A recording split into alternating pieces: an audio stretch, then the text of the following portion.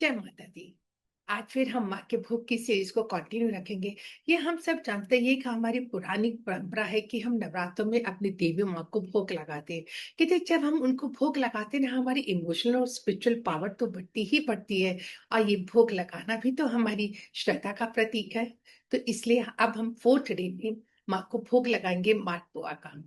कहते जब हम माँ को अपनी श्रद्धा के साथ भोग लगाते हैं ना, तो ये हो ही नहीं सकता कि माँ आपको पसंद ना करे या माँ आपकी बात को ना माने, माँ आपकी इच्छा की पूर्ति ना करे। और इसी तरह हम 5th डे को माँ को भोग लगाएंगे, केले का भोग लगाएंगे। और 6th डे में हम माँ को भोग लगाएंगे शहद का भोग। कहते हैं ये हमारी 9 देवियां है ना, हमसे किस तरह प्रसन्न होती है जब इन नवरात्रों में हम माँ की अपनी श्रद्धा के साथ भक्ति करते हैं और माँ को श्रद्धा के साथ भोग लगाते हैं। तो अब हम 7th डे में माँ को भोग लगाएंगे, गुड़ का भोग लगाएंगे।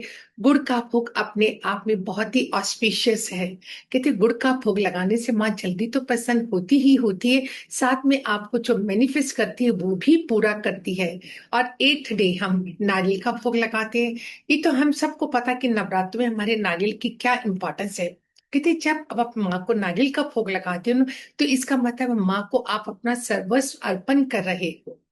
तो और क्या चाहिए। कहते जब हम माँ को ये भोग लगाते हैं, तो माँ हमारी भक्ति तो पूरी करती ही करती है, हमारे घर की पॉजिटिविटी और हमारे बच्चों की संभाल भी करती है। और 9th डे में हम अनाज यानी कि कंजक बिठाते हैं, हम तब हलवा पूरी और चने का भोग लगाते हैं।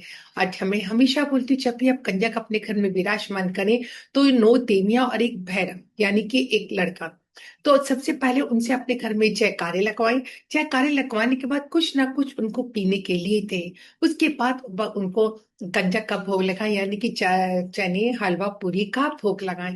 तो देखिए कैसे आपके घर की पॉजिटिविटी तो बढ़ती बढ़ती है और साथ में आपके घर का वास्तु ऑस्पिशियस एटमोस्फेयर भी हो जाता है। जय माता दी।